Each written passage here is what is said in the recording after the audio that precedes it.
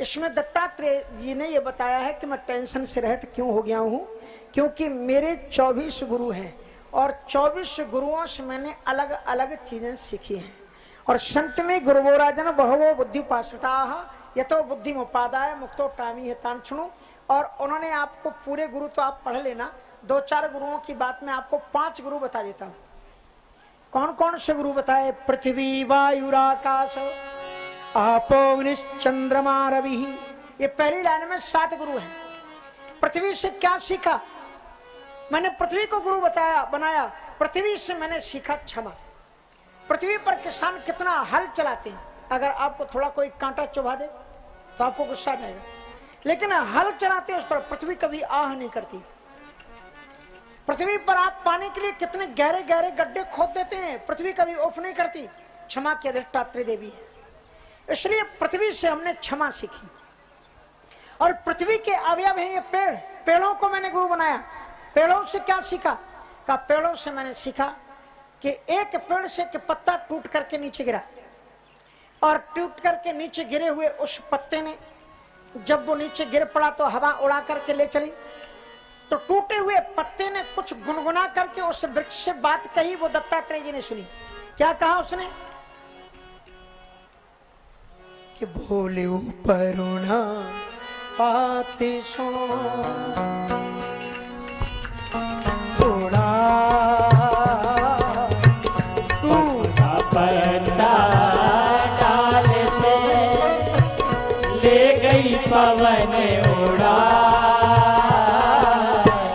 अब के बिछड़े सब मिले दूर पड़े जा। अब के बिछड़े सब मिले दूर पड़ेंगे जा। सूखा पत्ता होते हुए कह रहा था, वृक्ष न जाने इतने दिनों तक आपकी डाल पर हम सुशोभित हुए, आज इस माया की हवा से उड़ करके न जाने कहां जाकर के पड़ेंगे, दोबारा मिलन होगा कि नहीं होगा। तो उस पत्ते को उस वृक्ष ने जो उत्तर दिया बड़ा महत्वपूर्ण है, आप इसे नोट करना। बोले तरुवरे आते सो सुनो हमारी बात। बोले तरुवरे पाते सो सुनो हमारी बात। यही जग की रीत है एक आवत एक जा। यही जग की रीत है एक आवत एक जा। वृक्ष ने रोते हुए पत्ते से कहा, ये तुम्हारे लिए आश्चर्य की बात होगी कि तुम न जाने कहां जाकर के पड़ोगे, पर मेरी जिंदगी गुजर गई। एक कोपल पैदा होती है और एक पत्ता टूटता है।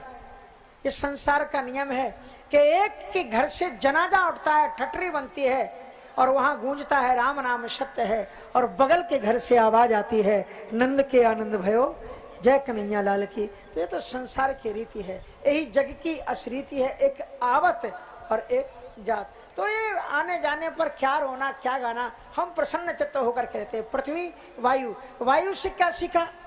कहा वायु बहती है और वायु सबको स्पर्श करती है, सबके पास जाती है, सबको छूती है, लेकिन किसी के भी हाथ को पकड़ करके ये नहीं कहती कि हम तुम्हारे बिना नहीं जी सकते सनम, हम तुम्हारे बिना नहीं जी सकते।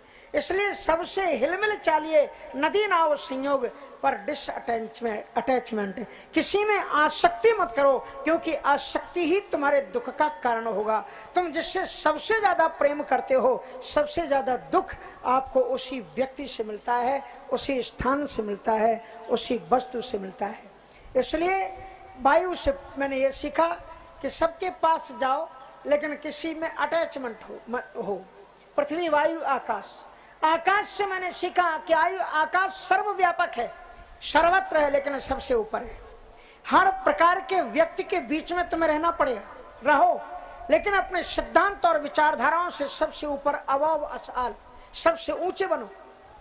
और ऐसे बनो जैसे कि एक सर्प रहता है, चंदन विश्व व्यापत नहीं लपटे रहत भुजंग, चाहे जितने भुजंगों के बीच में तुम्हें रहना पड़े, फिर भी अपनी भक्ति, अपने शाश्वत शांति की विचारधाराओं का कभी त्याग मत करना।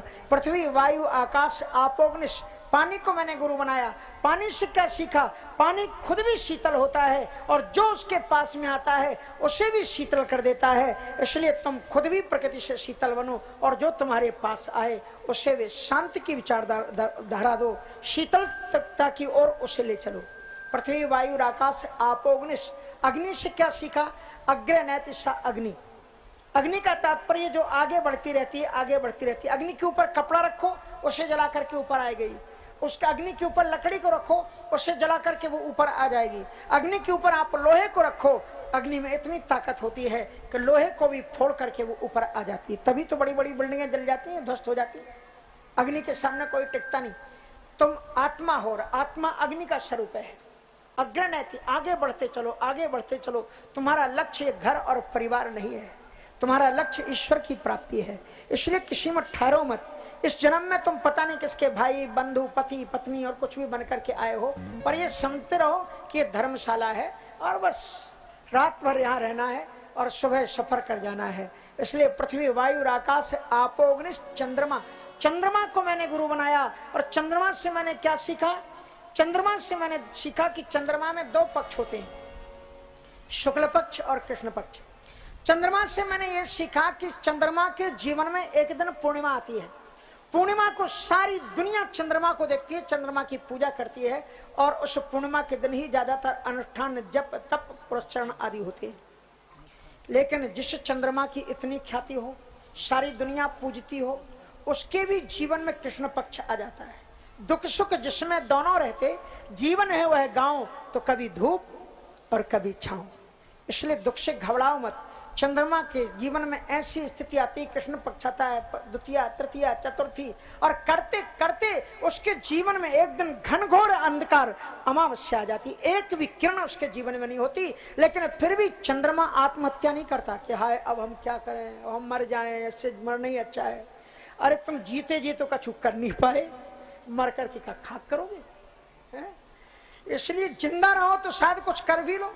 इसलिए आत्महत्या शास्त्र में सबसे बड़ा पाप है। कभी भी कैसे भी परिस्थिति में वीर तुम बढ़े चलो, धीर तुम बढ़े चलो, सामने पहाड़ हो, सिंह की दहाड़ हो, झुको मत, बढ़ते चलो।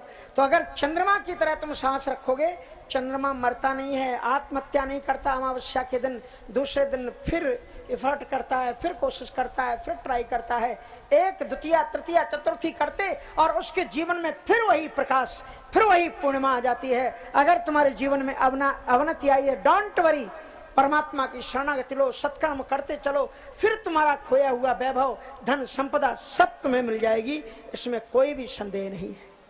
चंद्रमा रवि, सूर्य को मैंने गुरु बनाया। सूर्य से क्या सीखा? सूर्य से मैंने ये सीखा, सूर्य खुद भी प्रकाशवान है और जहां जाते हैं प्रकाश फैलाते हुए चलते हैं।